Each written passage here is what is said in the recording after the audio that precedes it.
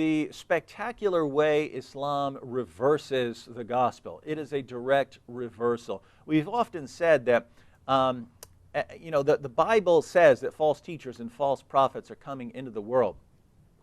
And if you look at Muhammad, he denies the core message of the gospel according to the New Testament. In other words, in the gospel, Jesus taught all kinds of things.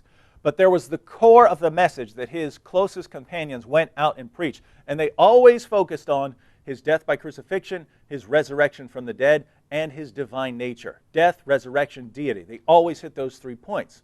So if false teachers are going to come and try to corrupt that message, we can expect them to corrupt what? Death, resurrection, and deity.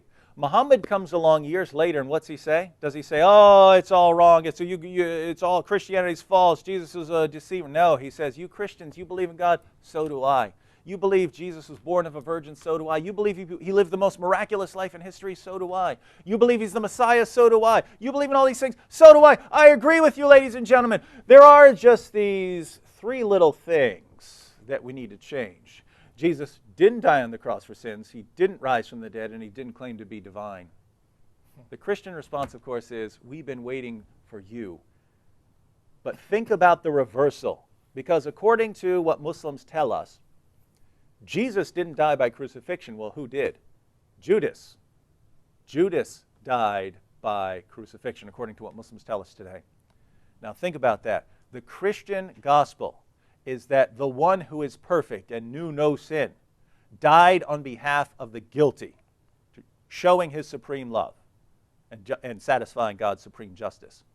Islam reverses it and says the guilty, evil Judas was sacrificed in place of the righteous Jesus. And Muslims look at that and say, oh, you see, that's better.